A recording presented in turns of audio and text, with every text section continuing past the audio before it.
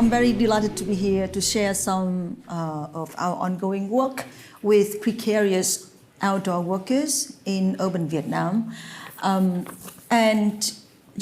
me start with the central question that this presentation tries to address: how do we go beyond silo thinking to build an integrated approach to climate and health interventions? So why now? Why this matters? Because we know that climate change and health are deeply connected in people's everyday lives. But in policy terms, they are quite disconnected and fragmented. So very often, climate policy tends to focus on infrastructure, hardline infrastructure engineering, or health policy tends to be clinical, focusing on hospitals, disease surveillance, treatment, and labor policies tends to assume formal contracts. But the outdoor workers, informal outdoor workers in a country like Vietnam, they are falling through the cracks of all three. They are not protected by the labor law. They do not have access to any healthcare systems. And very often they are excluded from the climate policy and planning. So the real world solutions really require intersectional and integrated thinking. So why this matters? Let me highlight two key gaps. The first gap is empirical. So most of the knowledge we know about climate change, health, and labor comes from the data from the global north. And there's very limited knowledge we know about this topic in the global south, especially about the urban outdoor work in the developing low middle income countries. And this tends to have an easy assumption that the so-called best practices from the north can be easily transferred to elsewhere without paying proper attention to the contextual specificities. And I think you might agree with me that from our research, we find out that the existing research, the existing studies are really dominated by the quantitative data, and there's very limited qualitative, in-depth understandings into everyday experience of health risk of the vulnerable populations. And from the policy side, there is equally serious blind spots. And adaptation is very often treated as a technical or technological fix, and not political, and it's not considered as political and relational or deeply rooted in the justice. And very often, and I think especially in the context where environmental governance is weak, in a country like Vietnam, the structural inequalities are overlooked in the policy terms. And the outdoor informal workers remain invisible and excluded from the policy plannings. And I think what strikes most is that I think this morning the keynote speaker also mentioned that the policies address climate change, health, and labor still treated in the silo manner. And so I think it is common practice across the north and south. So let me bring you to a powerful example. These are the workers. They are at the center of our Welcome Trust Funded project. They are the street vendors. They are low-paid construction workers. They are potters. I don't know if there's any pointer here.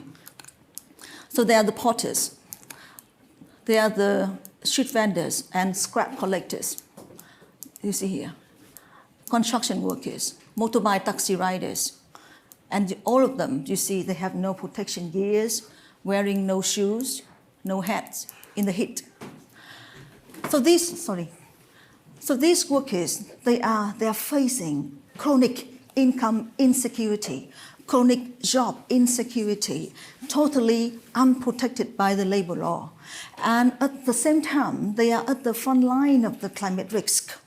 But they are themselves the adapters already, but they are really excluded from the policy planning, from the labor law, from the health protection policies as well.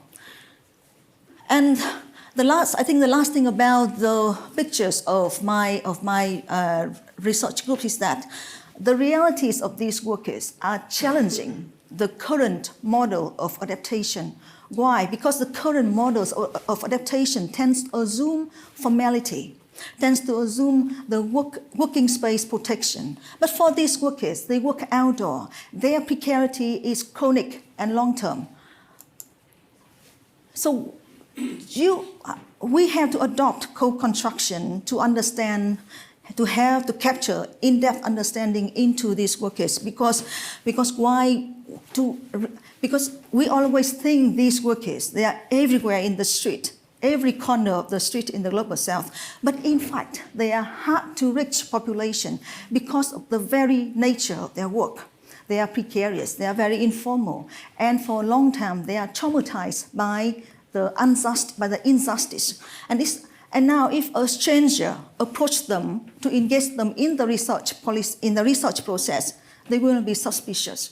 And it happened to my research team already. They think that, okay, I'm trying to drag them into the black credit market, to ask them to borrow some high rate loan, and then they really reserved and step back. So we need to advance co-construction, to build relationship with them. So our research process really adopt co-construction in a genuine way. So we organize our research into the 4 phases. The first phase is about immersion and relationship building. So for last year, from April and August 2024, we already conducted 141 extended field visits to these 4 working populations. So we dropped by their home space, their workspace, their informal settlements, to build relationship with them, to eat with them, to drink with them, to even we become the co-workers in the street with them. And then second phase is about joint data generation. So we will collect data together with them. And that's why we can conduct a survey, a longitudinal survey with 400 workers across the mega cities in Vietnam. Because if we do not have co-construction, we cannot collect the data with them.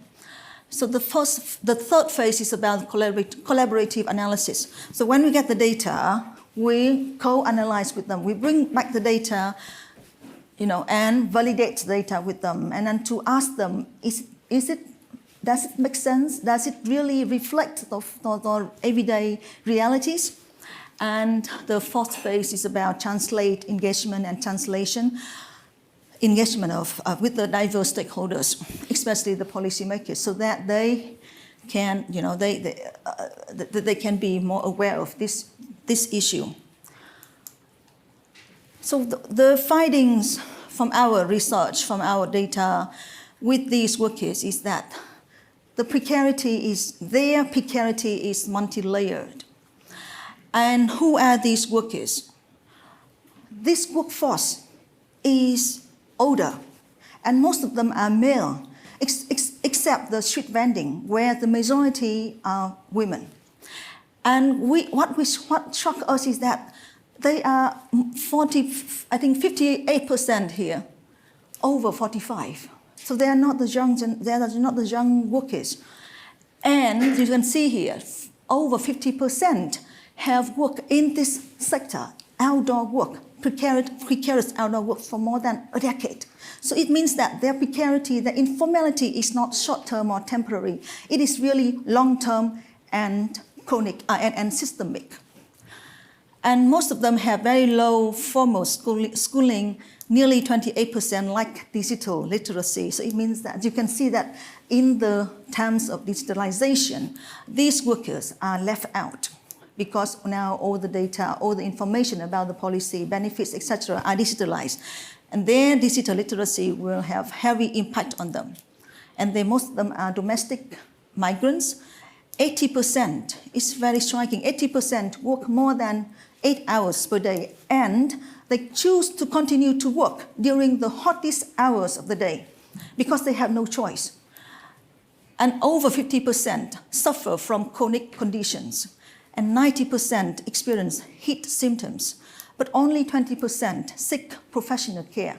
So these workers, I want to highlight that these workers, they are not protected by the labor contracts. They have no access to the formal healthcare systems. So in order to have the healthcare service, they need to use their own pocket money to buy voluntary medical insurance. But when they are ill, only 20% seek professional care. And I can discuss with you more why they do not use voluntary medical insurance, maybe in the Q&A section.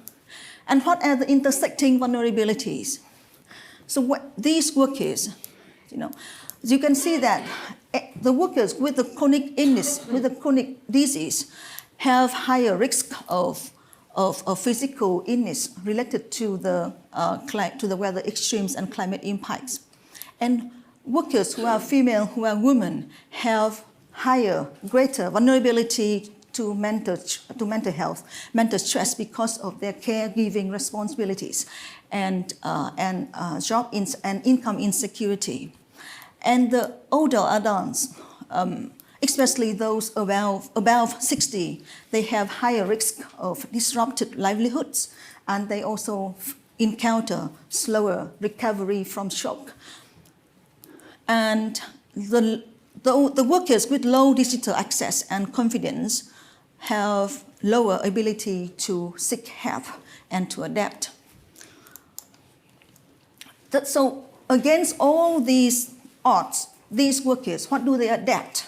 Actually, they are not only coping, but they are actually adapting and innovating. And what they are adapting is what we call vernacular innovation.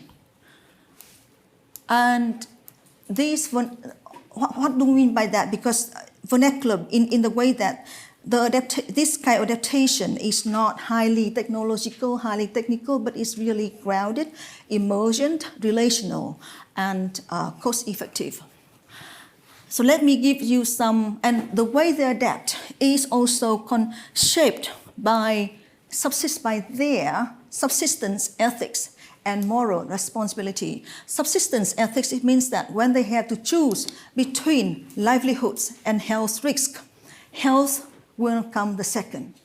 And the way they adapt is also constrained by the moral responsibility, by how they care about for their family, for their peer workers. So let me give you some examples of their adaptation. So the